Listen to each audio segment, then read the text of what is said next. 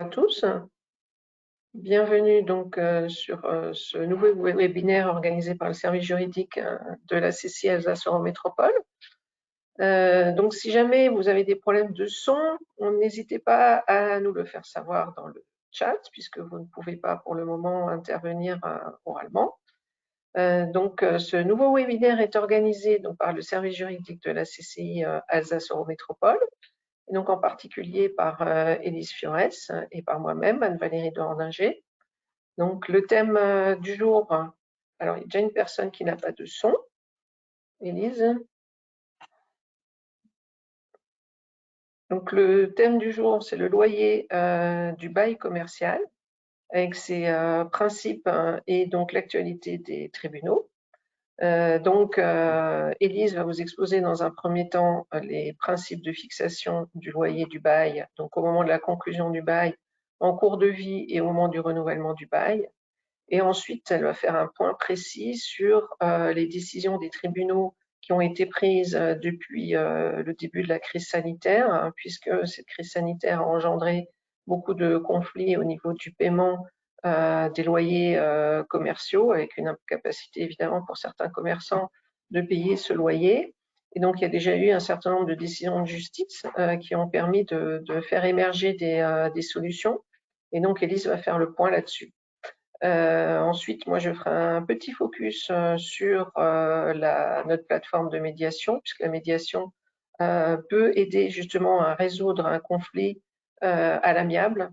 Et ensuite, un petit focus sur notre cellule de soutien pour les entreprises en difficulté, ce qui peut aussi être intéressant donc pour les entreprises qui ont des difficultés financières. Donc, je vais laisser la place donc à Élise Fiorès, qui va donc développer le thème donc du loyer du bail commercial.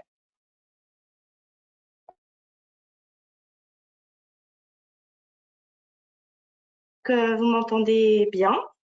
Donc, on va démarrer par un rappel de la réglementation applicable au bail commercial et notamment les grands fondamentaux du bail commercial, qui est un contrat spécifique. Donc, il s'agit d'un contrat qui porte sur les murs d'un local affecté à un usage commercial, artisanal ou industriel. Il est régi par les articles L145-1 et suivants du Code de commerce, mais il laisse une grande part à la négociation, on le verra par la suite, donc négociation entre les parties. Donc, le locataire bénéficie d'un bail d'une durée minimale de 9 ans, donc le bail ne peut pas être inférieur à 9 ans, avec la possibilité pour lui de le résilier soit au bout de la 3e, soit au bout de la 6e, soit au bout de la 9e année.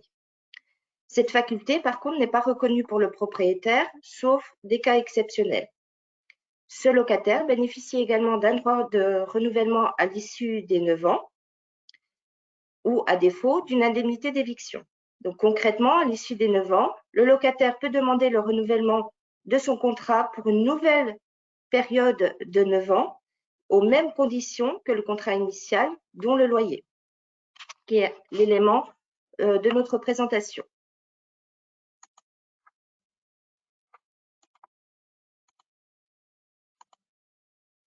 Donc, aujourd'hui, nous allons nous concentrer sur un point qui a généré beaucoup de discussions, de négociations et de litiges entre les propriétaires et les locataires depuis le début de la crise sanitaire. Mais avant d'aborder la question brûlante des conséquences de cette crise sanitaire sur le paiement des loyers, il est nécessaire de rappeler les fondamentaux propres au loyer commercial, déconnectés de toute circonstance exceptionnelle. Donc, on va reprendre ensemble les différentes étapes d'évaluation d'un loyer commercial. Alors, tout d'abord, à la conclusion du contrat.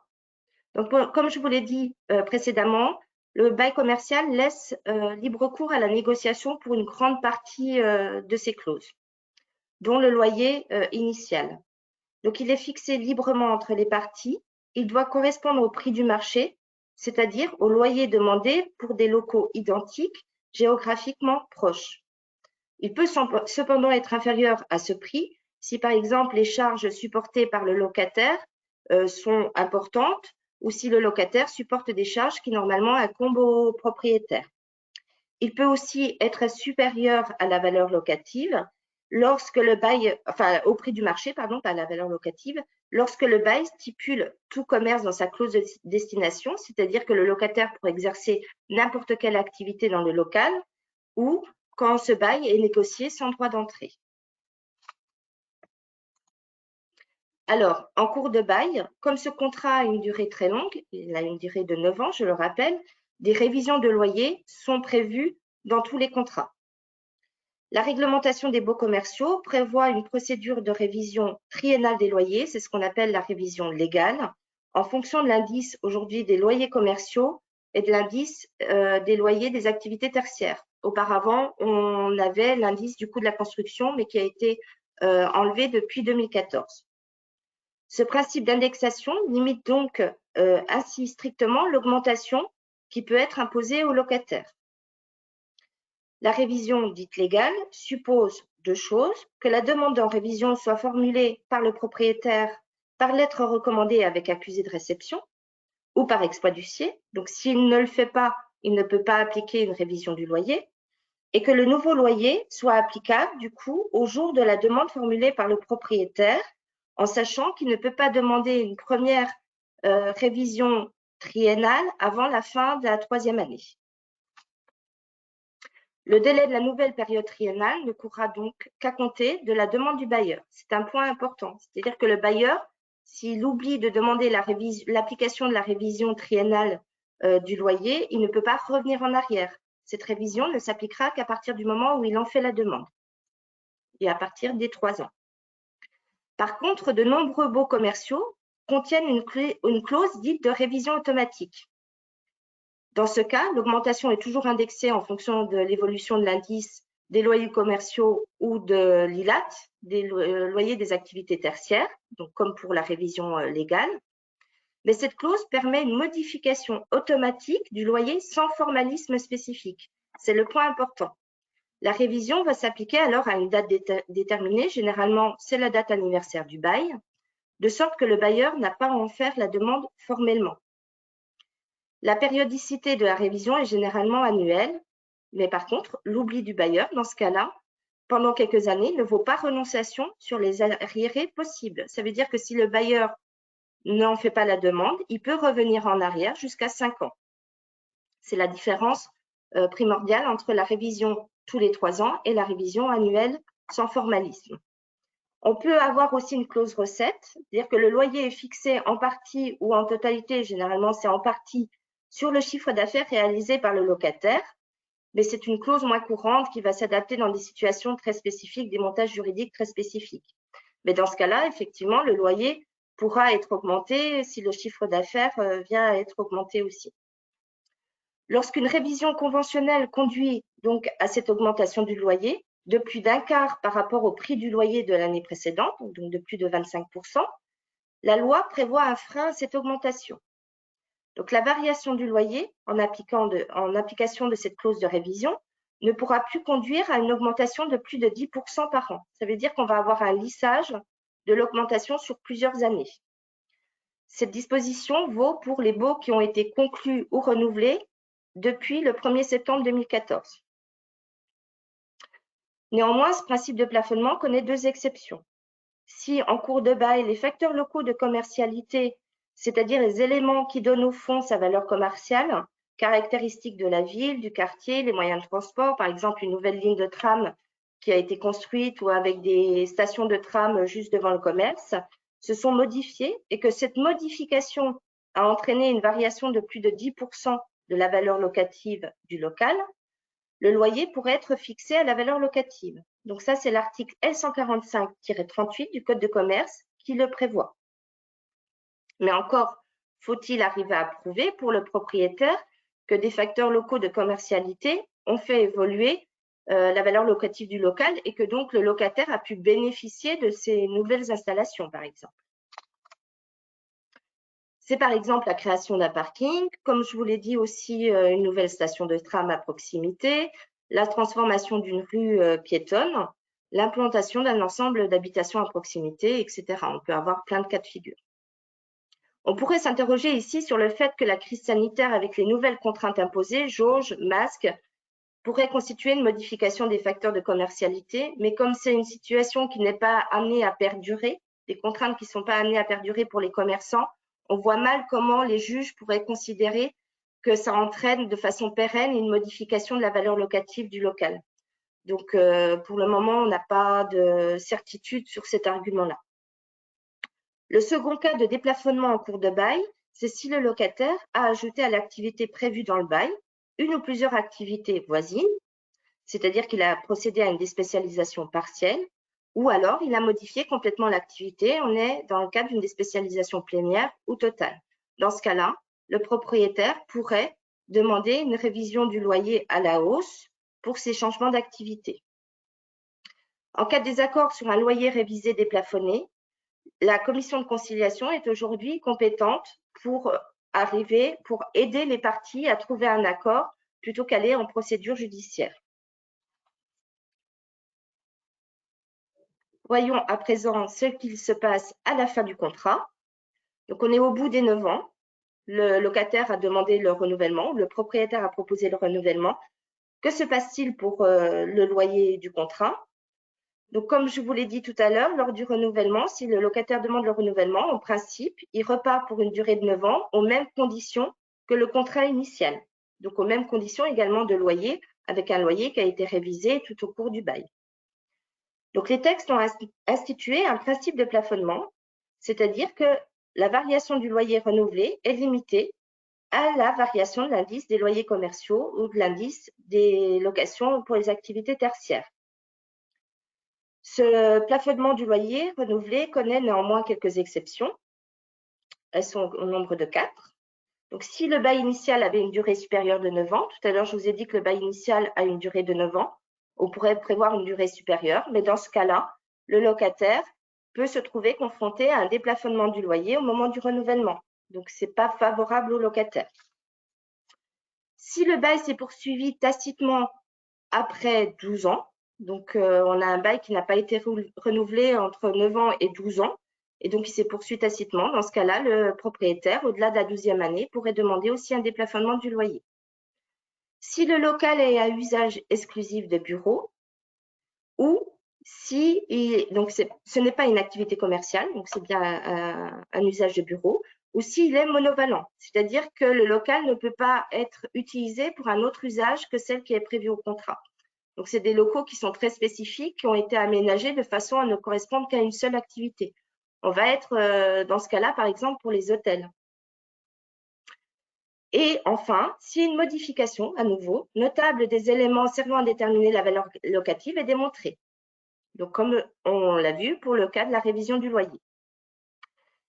Néanmoins, si on se retrouve dans un cas de déplafonnement du loyer, donc le propriétaire augmente le loyer sans au-delà de la modification des indices prévus au contrat, dans ce cas-là, comme pour la révision, il ne pourra pas augmenter le loyer de plus de 10% par an par rapport au loyer de l'année précédente. Donc là aussi, on a un lissage de l'augmentation de loyer sur plusieurs années, puisque ça ne peut pas dépasser 10% par an. Néanmoins, ce plafonnement du déplafonnement, comme on peut l'appeler, ne s'applique pas pour les baux qui se sont poursuivis au-delà de 12 ans et lorsqu'une clause du bail exclut expressément l'application des règles du plafonnement lors du renouvellement du bail. Un bail ne peut pas exclure le renouvellement, le droit au renouvellement. Par contre, un bail peut exclure le principe du plafonnement lors du renouvellement. C'est légal. Toutes ces dispositions sont donc applicables depuis le 1er septembre 2014 aux baux conclus ou renouvelés à compter de cette date. Donc, si vous pourriez avoir encore en cours un bail qui date de 2012 et qui n'a pas encore été renouvelé. Donc, dans ce cas-là, toutes ces règles vont s'appliquer à vous lors du renouvellement. Alors, on va s'attarder juste un petit instant sur cette notion de valeur locative, puisqu'elle peut être déterminante pour des affaires par la suite. Sa détermination n'est pas très facile. 4 critères sont listés par le Code de commerce et sont à prendre en considération pour l'établir lorsqu'il s'agit de fixer un loyer renouvelé. Tout d'abord, les caractéristiques du local, c'est-à-dire la situation du local, la surface, sa commodité d'accès, son état d'entretien, la destination des lieux, c'est-à-dire l'activité autorisée par le bail. Plus la destination est large, plus la valeur locative est importante, puisque ça veut dire que le locataire n'aura pas forcément à passer par une procédure de déspécialisation. donc ça augmente la valeur locative. Les obligations respectives des parties, donc par exemple, comme pour tout à l'heure, le fait que le preneur supporte des charges qui en principe incombent au propriétaire peut être une source de variation de la valeur locative à la baisse, et les facteurs locaux de commercialité. Donc, je le rappelle, il s'agit de l'intérêt que représente pour le commerce considéré, l'importance de la ville par exemple, celle du quartier ou de la rue, la répartition des diverses activités dans le voisinage, les moyens de transport, etc. Cette appréciation de la valeur locative au moment du renouvellement ne doit pas se faire en fonction des prix couramment pratiqués dans le voisinage. Ce n'est pas un critère. Ça peut aider à la déterminer, ça peut donner une base de négociation, mais en tout cas, ce n'est pas un critère légal prévu par le Code de commerce. Là où, au moment de la conclusion du bail, on va se baser sur le prix pratiqué dans le voisinage pour essayer d'avoir un début de négociation. Si on est en désaccord, les parties sont en désaccord sur le montant du loyer proposé par le propriétaire lors du renouvellement, elles peuvent là aussi saisir la commission de conciliation des baux commerciaux, qui a pour rôle de concilier les parties en cas de litige, donc portant sur la fixation du prix du bail renouvelé. En cas de désaccord devant la commission, elle va rendre un avis. Donc, elle va rendre un avis sur le principe du déplafonnement ou pas, et elle va rendre un avis aussi sur la valeur locative qu'il conviendrait d'appliquer pour ce local. Donc, elle va étudier en détail le contrat de bail, évidemment, pour voir les obligations respectives des parties. Elle va étudier l'état du local, elle va regarder les prix pratiqués dans le voisinage, etc. Donc, elle va tenir compte de plusieurs éléments pour déterminer cette valeur locative.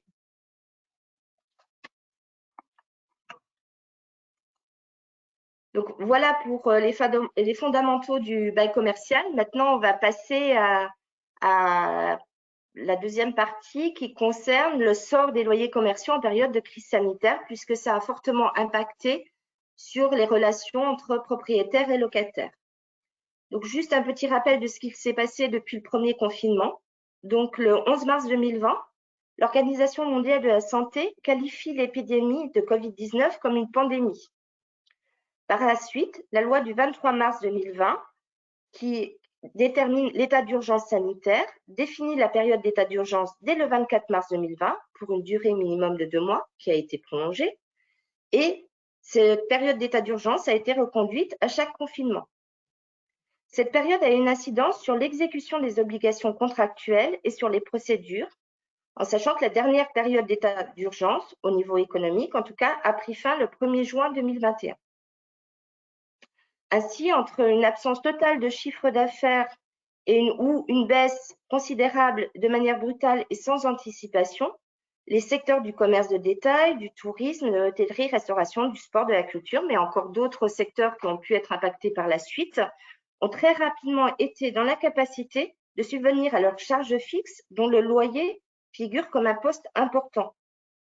Donc, entre les délais de paiement de l'activité partielle qui ont été longs, en tout cas lors du premier confinement, le temps que ça se mette en place, du versement des aides ou de l'obtention des prêts garantis par l'État, la trésorerie a très rapidement fait défaut aux entreprises. L'État a alors cherché des solutions pour pallier à ces difficultés et la négociation avec les bailleurs figure parmi les premières mesures. Alors, les difficultés rencontrées dans le cadre de l'exécution du bail commercial peuvent se manifester de différentes façons. Il peut s'agir, et c'est le plus fréquent, et c'est le cas surtout qui nous intéresse aujourd'hui, de l'incapacité de payer les loyers, mais il peut s'agir également de procédures qui ont été entamées avant la période d'état d'urgence et dont les délais avaient déjà commencé à courir. Aujourd'hui, on va s'attacher au non-respect de l'obligation de paiement du loyer par le locataire. Alors, la mesure phare relative au bail commercial est la suspension, le report des loyers durant la période d'état d'urgence sanitaire. Comment est-ce qu'elle s'est manifestée? Il y a eu plusieurs étapes. La première a été la demande du gouvernement à tous les bailleurs, donc ce n'était pas une imposition, c'était juste une demande, de faire un effort et d'accepter le report des loyers pendant le temps de la fermeture. Alors, certaines grandes fédérations ou syndicats de propriétaires ont rapidement réagi et répondu favorablement à l'appel. Par contre, la relation avec les propriétaires individuels et les petites structures a été plus tendue dès le début du confinement, et c'est bien normal puisque les capacités financières de l'une ou de l'autre des parties étaient bien plus fragiles. Toutefois, il ne s'agissait ici que de recommandations. Donc, de toute façon, il fallait déjà, dès le premier confinement, contacter le bailleur pour négocier avec lui. Et ça, c'est un aspect très important. Les principales fédérations de bailleurs et la Caisse de dépôt et consignation ont par la suite appelé leurs adhérents à annuler 3 mois de loyer pour les très petites entreprises qui ont été contraintes de fermer en application de l'arrêté du 15 mars 2020. Donc ça, c'était la première étape et les premières mesures. Pardon.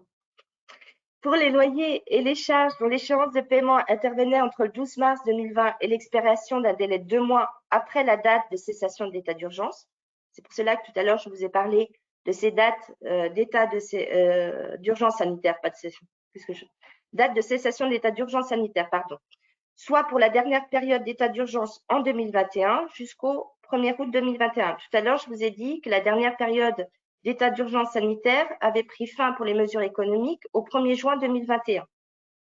Donc, si on compte 2 mois après, ça nous amène au 1er août 2021. Pendant cette période-là, les locataires ne pouvaient pas encourir de pénalités financières, d'intérêts de retard ou de dommages et intérêts s'ils ne pouvaient pas payer les loyers ou les charges locatives de leur local professionnel et commercial, bureau, commerce, cabinet, peu importe l'activité.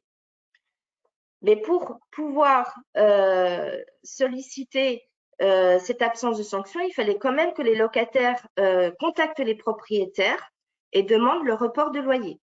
Il fallait également que ces locataires répondent à des critères d'éligibilité qui étaient prévus par les textes. Donc, au fur et à mesure des différents confinements et de la période de l'année qui s'est écoulée, les critères d'éligibilité ont été élargis. Au début, ils concernaient que vraiment les très petites entreprises qui pouvaient bénéficier du fonds de solidarité. Comme le fonds de solidarité a été aussi élargi, on a élargi les critères pour que les entreprises puissent bénéficier de l'absence de sanctions pendant la période d'état d'urgence et jusqu'à 2 mois après la fin de la période d'état d'urgence. Mais en tout cas, ce qu'il faut retenir, c'est que toutes les entreprises aussi n'étaient pas éligibles à ce dispositif. Ensuite, on a eu aussi des incitations fiscales proposées aux bailleurs, puisqu'on s'est rendu compte, le gouvernement en tout cas, s'est rendu compte qu'il était très difficile de négocier entre les parties et qu'il fallait proposer d'autres choses aux bailleurs que les simples recommandations. Donc, la deuxième loi de finances rectificative pour 2020, qui a été adoptée le 23 avril 2020, va autoriser les bailleurs à déduire de leur résultat fiscal la perte résultant d'abandon de créances de loyer, donc ils abandonnaient les loyers, sans qu'il soit nécessaire de justifier d'un intérêt commercial. Cette mesure incitative va s'appliquer aux abandons de loyer consentis entre le 15 avril 2020 et le 31 décembre 2020. On ne sait pas encore si une reconduction de cette mesure fiscale sera applicable pour les revenus du premier semestre 2021, puisqu'on a également connu un troisième confinement durant cette période-là et de nouveau des difficultés à pouvoir payer les loyers. En parallèle, il a été prévu une réduction d'impôt pour le loyer de novembre 2020 à hauteur de 50% pour les propriétaires. Quoi qu'il en soit, il était vivement conseillé de contractualiser avec le locataire et le propriétaire une telle remise de loyer via un avenant spécifique au contrat de bail pour formaliser la négociation. Alors attention, et ça je vais y revenir plusieurs fois par la suite, toutes ces mesures n'ont jamais remis en cause l'obligation de paiement des loyers. On n'a jamais dit au locataire qu'il avait le droit de ne pas payer de loyer et qu'il était protégé s'il le faisait. Ça, c'est vraiment un élément primordial dans les décisions de jurisprudence qu'on peut avoir par la suite.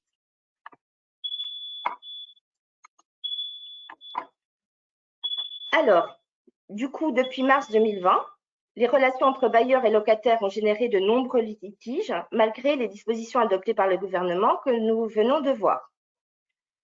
Donc, je le rappelle, ces différentes mesures n'ont de toute façon jamais remis en cause l'obligation de paiement des loyers qui incombe aux locataires. Mais un grand nombre de ces locataires, face aux difficultés importantes de la perte du chiffre d'affaires liées aux fermetures administratives, donc ils ont subi, qui ne sont pas de leur fait, se sont imposés à eux, ont décidé sans accord préalable du bailleur de ne plus payer les loyers. Donc, sans demande, sans essai de négociation, sans demande préalable, les locataires ont, une partie des locataires en tout cas, ont arrêté de payer du jour au lendemain les loyers qui étaient dus. Devant les juges, les locataires et les propriétaires ont invoqué différents arguments juridiques, outils juridiques, comme notamment, alors la liste n'est pas exhaustive, on a repris les principaux, la force majeure, l'exception d'inexécution, l'imprévision, le manquement à l'obligation de délivrance ou le manquement à l'obligation de bonne foi des parties et la perte de la chose louée. Mais attention, et là on attire vraiment votre attention sur le fait que la plupart de ces décisions concernent des affaires qui sont encore jugées en première instance. Donc elles pourraient tout à fait être remises en cause en appel sur le fond ou en droit par la Cour de cassation. Il convient donc de rester très prudent sur l'analyse de cette jurisprudence, mais quoi qu'il en soit, et ce qu'il faut retenir, c'est que les juges ont toujours rendu leur décision en tenant compte des circonstances particulières, de la bonne foi des parties, de la possibilité ou non d'exercer une activité partielle, comme par exemple la vente à emporter ou le drive. Donc les périodes pendant lesquelles le non-paiement du loyer est intervenu sont aussi primordiales, puisqu'en fonction de la période, on n'était pas soumis aux mêmes contraintes. De façon générale, les tendances qui se dessinent sont les suivantes, mais ce ne sont que des tendances. Donc, on a repris les cas les plus fréquemment invoqués devant les tribunaux. Alors, tout d'abord, on a une exclusion de la force majeure. Alors, la force majeure est prévue par l'article 1218 du Code civil, je cite, qui est un événement échappant au contrôle du débiteur, qui ne pouvait pas être raisonnablement prévu lors de la conclusion du contrat, et dont les effets ne peuvent être évités par des mesures appropriées et qui empêchent l'exécution de son obligation par le débiteur. C'est donc un événement imprévisible, irrésistible, inévitable et extérieur. Alors, même si les juges ont reconnu le caractère irrésistible et extérieur de la pandémie et de ses conséquences, ils n'acceptent pas la force majeure puisque depuis 2014, on ne peut pas invoquer la force majeure pour échapper à l'obligation de payer une somme d'argent. Donc ça, c'est une jurisprudence constante. Pour le moment, en tout cas, elle est toujours applicable.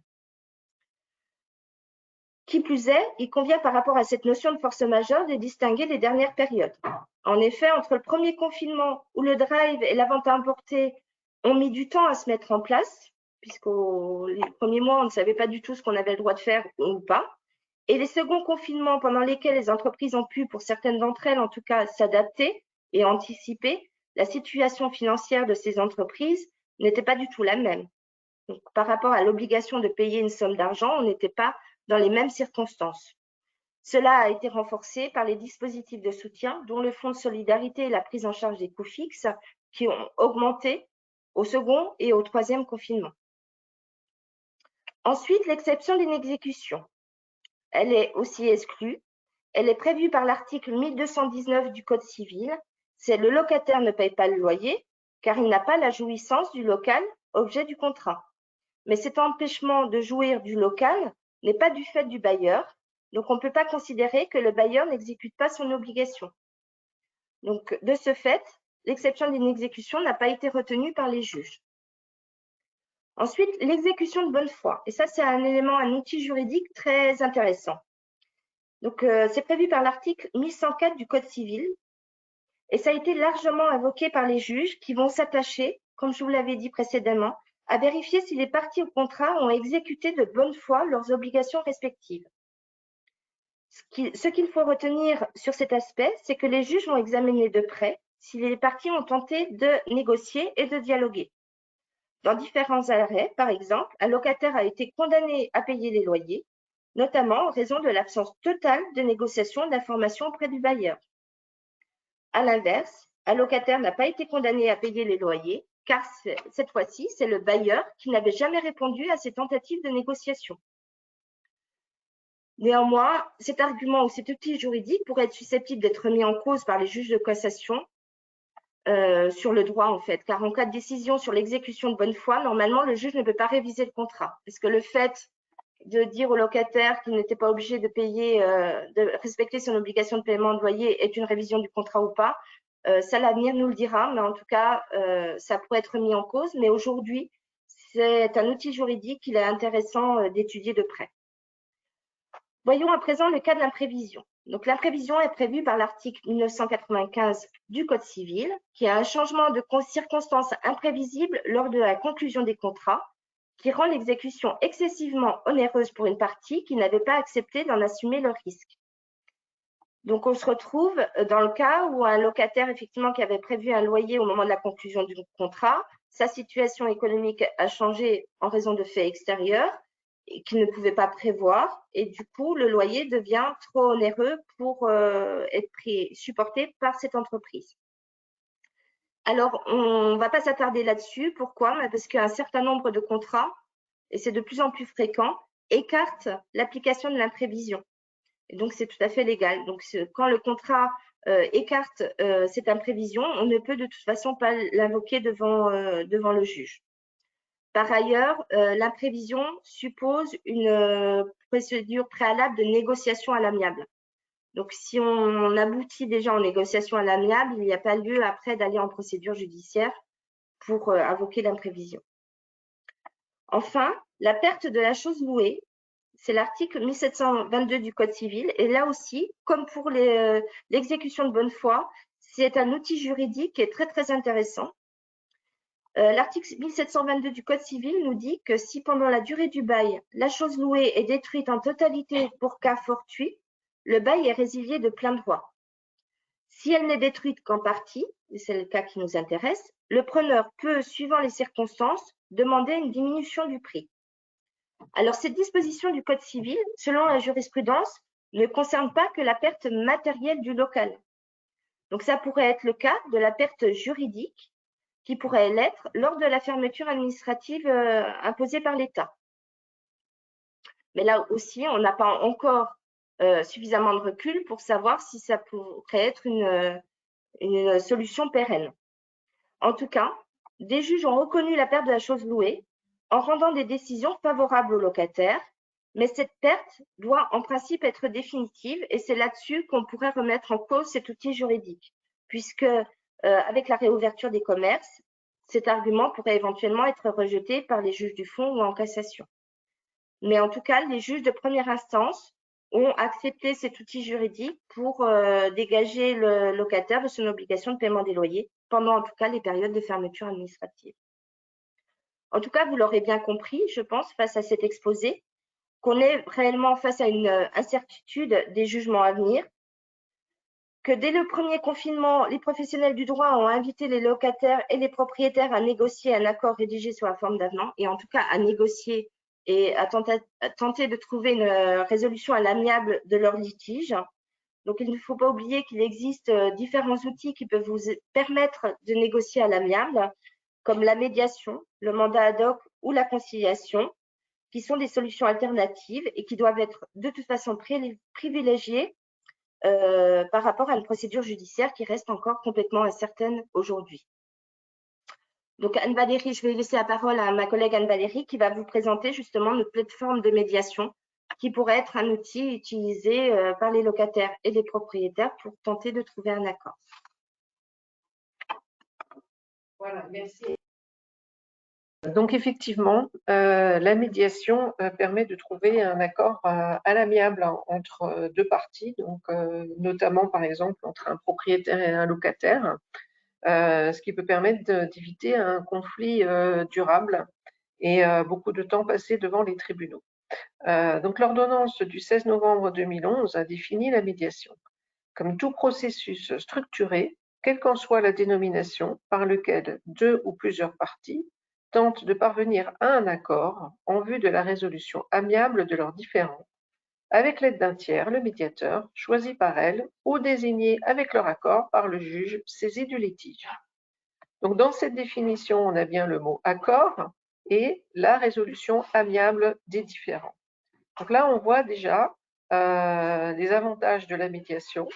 Donc, le fait que les parties trouvent un accord entre eux, l'idée de la médiation est de trouver un accord gagnant-gagnant et non pas gagnant-perdant comme c'est la plupart du temps le cas devant les tribunaux. Donc, ça va permettre donc aux différentes parties de maintenir des relations contractuelles. Si dans le cadre d'un contrat de bail, il y a un litige sur donc le paiement des loyers et qu'un accord de médiation peut permettre de résoudre ce litige, bien évidemment, le contrat de bail va pouvoir se poursuivre dans de bonnes conditions avec un propriétaire et un locataire qui vont garder de bonnes relations puisqu'ils auront trouvé un accord gagnant-gagnant entre eux.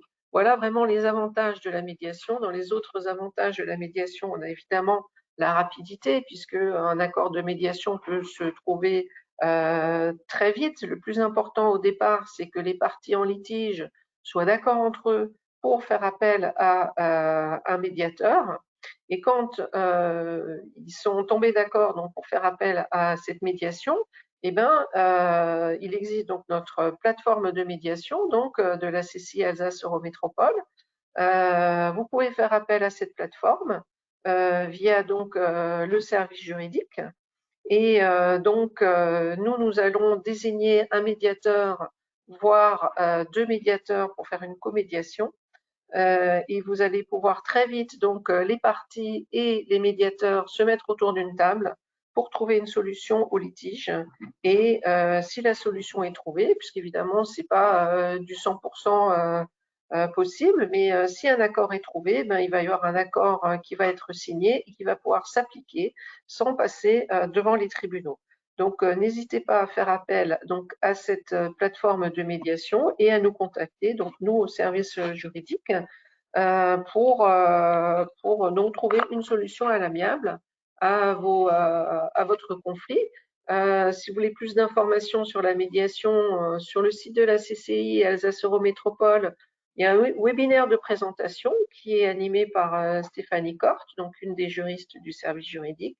Et il y a également un autre webinaire où un médiateur, Marie-Hélène Dixeiler, présente en fait une situation de conflit donc, entre un fournisseur et un client. Donc n'hésitez pas à venir vers cette plateforme et à utiliser ce mode de résolution des conflits. Par ailleurs, on voulait aussi s'attarder un petit peu sur donc notre cellule de soutien aux entreprises en difficulté, puisqu'on voit bien que suite à l'impossibilité de payer des loyers, suite à certaines situations, une entreprise va se trouver en difficulté, voire en grande difficulté. Et donc la CCI Alsace Eurométropole a en son sein une cellule de soutien qui est là, qui est une porte d'entrée pour les entreprises en difficulté, donc qui est disponible tous les jours et qui est à l'écoute donc des entreprises en difficulté. Alors plutôt cette cellule de soutien est activée et évidemment meilleure pourra être la prise en charge pour éviter que les difficultés s'aggravent pour les entreprises. Donc n'hésitez pas à prendre contact avec cette cellule rapidement. On vous a au téléphone n'importe quel moment tous les jours. Rendez-vous avec vous très vite. Donc, pour vous écouter, évidemment, tout ça est fait dans la plus grande confidentialité. Et on va faire un état des lieux de l'état de santé de votre entreprise et essayer de mettre en place un plan d'action. Donc, ce plan d'action, il peut être mis en place, donc évidemment, avec nos collègues de la CCI qui sont spécialisés dans certains domaines d'activité et qui vont mieux connaître les problématiques liées à votre activité, mais également grâce à tout un réseau qui a été mis en place autour de cette cellule de soutien et autour donc de la CCI, mais également de la Chambre des métiers. Donc tout un réseau, donc vous pouvez trouver donc toutes les informations sur notre site internet. Donc si vous avez des difficultés pour payer vos cotisations, vos impôts, si vous avez des dettes auprès de certains organismes, vous n'arrivez plus à occuper vos salariés à temps complet, vous rencontrez des difficultés avec votre banque, donc vous pouvez faire appel à nous. Notre réseau, il est composé donc de différents partenaires. Donc en dehors de la CCI et de la Chambre des métiers d'Alsace, il y a évidemment l'URSSAF, la Sécurité sociale des indépendants, mais également la Direction des finances publiques, les CCCF, donc ces commissions des chefs de services financiers, la DRIT, alias la Direct, le médiateur de crédit, des mandataires judiciaires qui peuvent nous aider, et ensuite des organismes comme le CIP, 60 000 rebonds, ou APESA, qui est là particulièrement pour aider les entrepreneurs en difficulté psychologique. Donc n'hésitez pas donc à contacter cette cellule de soutien. Vous avez en ligne également un autodiagnostic Donc, ça, c'est un questionnaire en ligne entièrement confidentiel et évidemment gratuit. Je tiens à préciser que toutes ces cellules de soutien vous accompagnent les entreprises en difficulté de manière totalement gratuite. Et donc, cet autodiagnostic auquel vous pouvez accéder en ligne, donc via un questionnaire, vous permet d'avoir une évaluation donc rapide de la situation de votre entreprise et vous pouvez laisser vos coordonnées pour qu'on vous recontacte si vous le souhaitez. Et donc, il y a un guide complet également de tous nos partenaires. On a en ligne également un certain nombre de webinaires que vous pouvez revoir en replay concernant donc tout un cycle de webinaires qu'on avait entamé lors des premiers confinements et qui concernent l'état de cessation de paiement, le soutien psychologique du dirigeant, le mandat ad hoc, les procédures collectives, donc avec l'intervention d'un certain nombre de membres des tribunaux alsaciens pour essayer de démystifier un petit peu les procédures collectives et un certain nombre d'articles de notes juridiques qui peuvent vous éclairer sur les différentes procédures amiables notamment. Ce qui est sûr, c'est qu'il ne faut pas hésiter à venir très vite vers nous pour éviter d'être en état de cessation de paiement, puisque certaines procédures et certains accompagnements sont possibles avant l'état de cessation de paiement et ne sont plus possibles après. Donc voilà, cette cellule de soutien est à votre disposition. Alors, on voulait finir par quelques informations pratiques sur l'activité de notre service juridique. Avec donc tout d'abord, on voulait vous informer des prochains webinaires qui sont organisés par notre service. Le 14 octobre, donc dans 15 jours, nous organisons un webinaire sur la protection des signes distinctifs avec donc une personne de l'INPI qui va intervenir. Donc, ça va être très intéressant. Le 18 novembre, donc un webinaire sur la responsabilité des dirigeants, avec pour intervenant un avocat spécialisé, Maître Berg. Et le 25 novembre, donc un webinaire sur le thème de la protection du dirigeant et de la responsabilité civile professionnelle. Donc ça, c'est les 3 prochaines dates à retenir donc, concernant les webinaires du service juridique, sachant que toute l'année, tous les services de la CCI proposent des webinaires sur différents thèmes et vous pouvez donc consulter donc l'agenda de la CCI sur le site pour voir les différents thèmes qui pourraient vous intéresser. Bon, par ailleurs, le service juridique propose différentes prestations, notamment des prestations autour du bail commercial, puisque c'est le sujet du jour, avec évidemment, nous pouvons vous proposer l'analyse et la relecture d'un bail commercial ou d'un projet de bail afin de voir quelles sont les clauses qui peuvent être négociées et en tout cas ce à quoi vous vous engagez en signant ce bail. Et également, nous pourrons répondre à des questions précises et des problématiques très précises qui peuvent se poser par rapport à l'exécution d'un bail. On a beaucoup de questions autour, évidemment, de qui doit faire les travaux quand des travaux sont nécessaires dans les locaux. Ça, c'est un exemple de questions qu'on peut nous poser. Donc, voilà, le service juridique est à votre entière disposition. N'hésitez pas à nous contacter ou à regarder notre site internet avec nos pages juridiques qu'on essaye d'enrichir régulièrement. Donc voilà, nous sommes à votre disposition. Si vous avez des questions sur le thème du jour, donc par rapport à tout ce que Élise Fiorès a pu vous expliquer sur le loyer, les décisions de justice, eh bien, nous sommes à votre disposition. Vous pouvez poser vos questions dans le chat ou alors on peut vous donner la parole si vous levez la main.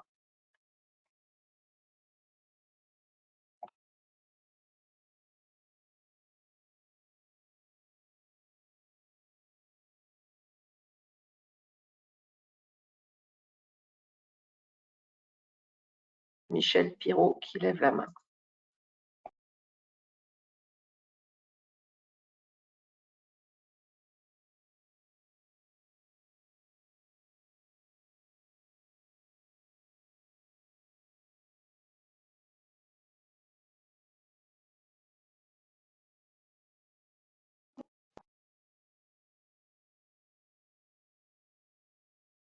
couper le son et le son est aussi coupé.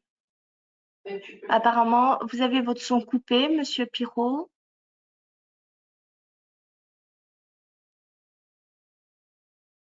Alors, je vais mettre le son pour tout le monde. Voilà, normalement, j'active le son pour tout le monde.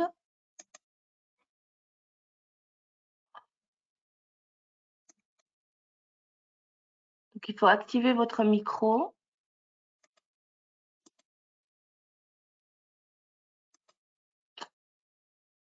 J'arrive pas. Je ne sais pas si c'est parce que le micro est désactivé sur l'ordinateur ou pas.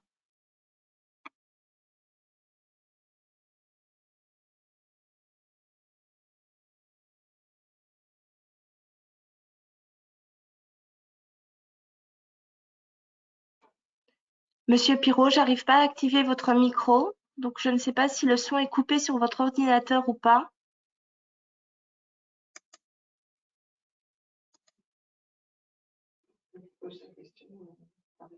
Il faudrait poser votre question par écrit, du coup, pour qu'on puisse y répondre.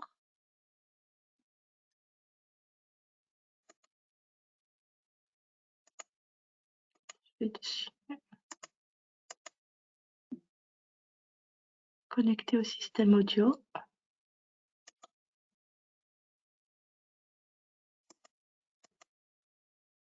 Oui. Ah, Vous m'entendez maintenant? oui, parfait. Ah ben voilà, il faut de temps en temps chipoter sur des petits boutons. Voilà. Voilà, c'est ça. Donc, rapidement, je voulais souligner le fait que votre présentation était parfaitement structurée et pour des non-juristes, parfaitement compréhensible. Donc, c'est un excellent résumé de la situation liée au beau. Donc, très bon travail. Merci en tout cas. Merci à vous. Voilà, ben oui, ben c'est comme ça. Je voulais, si vous voulez, pour des raisons, j'allais dire diverses et variées, je me suis retrouvé au jour d'aujourd'hui, donc, dans la situation de ne pas avoir prolongé finalement mon bail. Donc, je suis dans ce qu'on va dire. Bon, je continue mon activité également, mais je n'ai plus de baux au-delà des, 19, des fameux 9 années. Alors, Mais vous êtes toujours dans le local. voilà, oui, oui, tout à fait. Oui, Et les loyers, bon, il y a aucun souci, hein. Mais a priori, il y a personne qui se pose de questions et qui se tracasse de quoi que ce soit. Sauf qu'après toute cette histoire de pandémie, etc., etc., je ne vais pas dire que ça m'est sorti de l'esprit, mais on avait d'autres priorités. Et bon, maintenant que les choses repartent un peu dans, on va dire, sur des bases plus solides, il m'est revenu donc à l'idée qu'il fallait quand même que je règle ce problème-là, qui était pendant déjà avant cette histoire de pandémie. Oui. Donc, ma première question est, est-ce qu'on a un délai légal ou est-ce que ça peut se prolonger comme ça, excusez-moi l'expression, mais à perpète, voilà. Oui, c'est devenu un contrat à durée en tacite reconduction. Donc, en fait, c'est devenu comme un contrat à durée indéterminée. Le seul danger pour vous, c'est que votre contrat, vous l'avez signé à quelle année? En 2005. Oui, donc là, vous avez un contrat qui est dans sa 16e année. Donc, le seul risque pour vous aujourd'hui, enfin, plusieurs risques, c'est que le propriétaire, du coup, comme ça est devenu un contrat à durée indéterminée, pourrait le résilier. Oui. Au moment, vous aussi, sous réserve de respecter les préavis. Hein. Et Oui.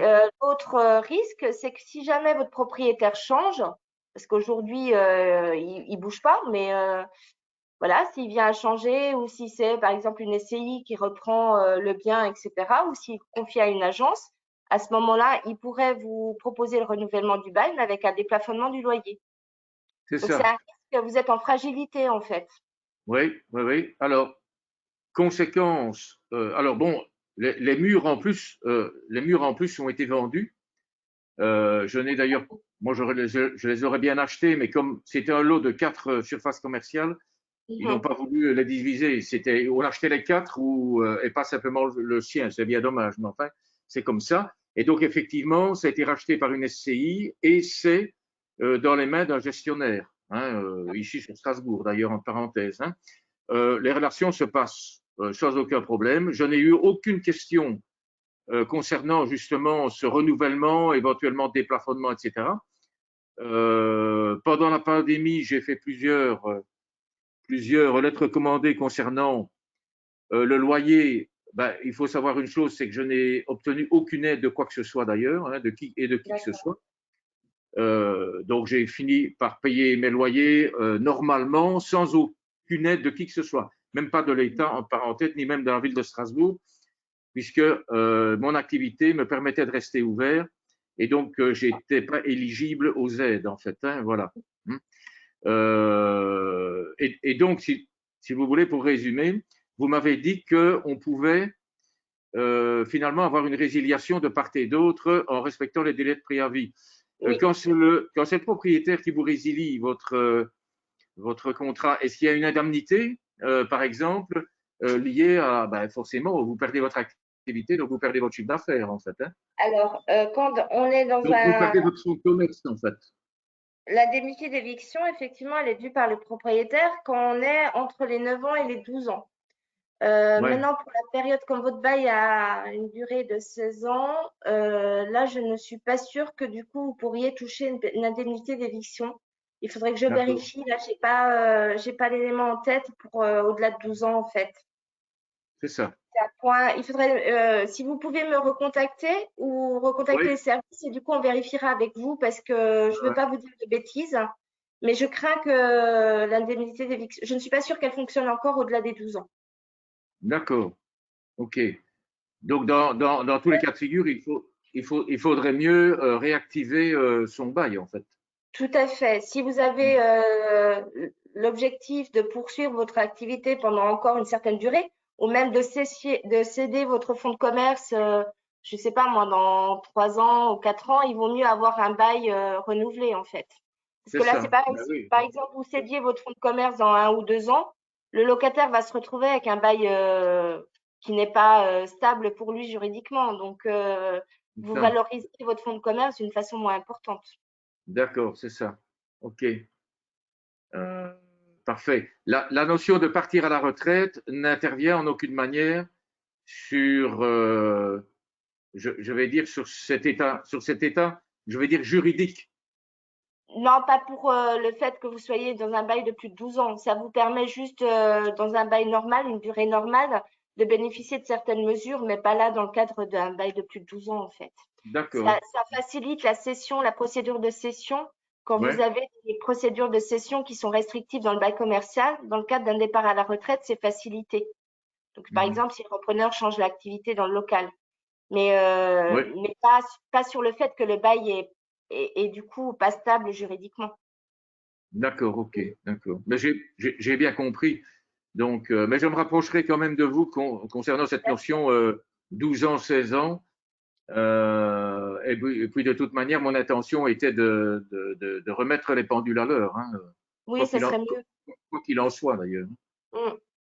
Voilà. Mais appelez-nous et puis on vous expliquera tout en détail. Oui, d'accord. Éventuellement, vous refaites des rendez-vous en présentiel ou à la chambre? Au choix, alors ça peut être en distanciel par Teams ou en présentiel, c'est au choix de la personne en fait. Oui, d'accord. Okay. Parfait. Je vous recontacterai. D'accord, parfait. On attend votre appel. Merci beaucoup. Merci à vous. Est-ce qu'il y a d'autres personnes qui auraient des questions, qui souhaitaient lever la main? J'en vois pas, mais vérifier. Non, je vois pas non plus de questions. Normalement, je crois que j'ai activé le micro pour tout le monde. Donc, logiquement, si vous deviez poser une question, je devrais vous entendre. Et sinon, il faut lever la main pour que je puisse vous identifier.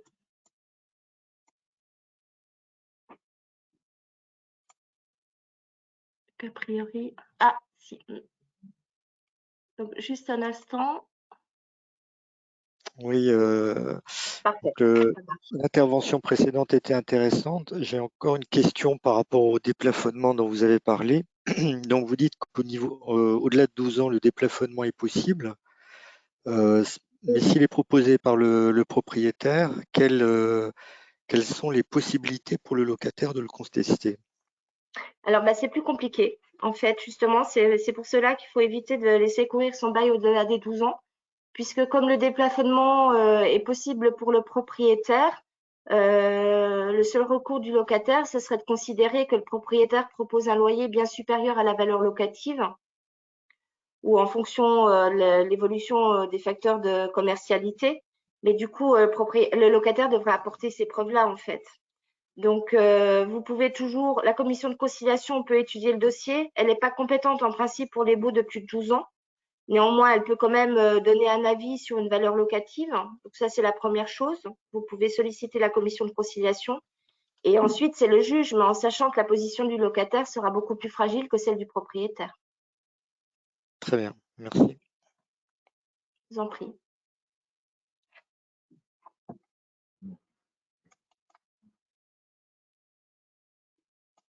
Est-ce qu'il y a d'autres questions?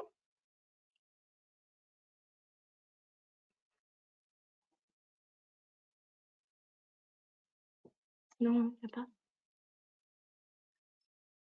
Bien, mais si vous n'avez pas d'autres questions, on espère avoir été suffisamment clair et avoir pu vous apporter les informations dont vous aviez besoin.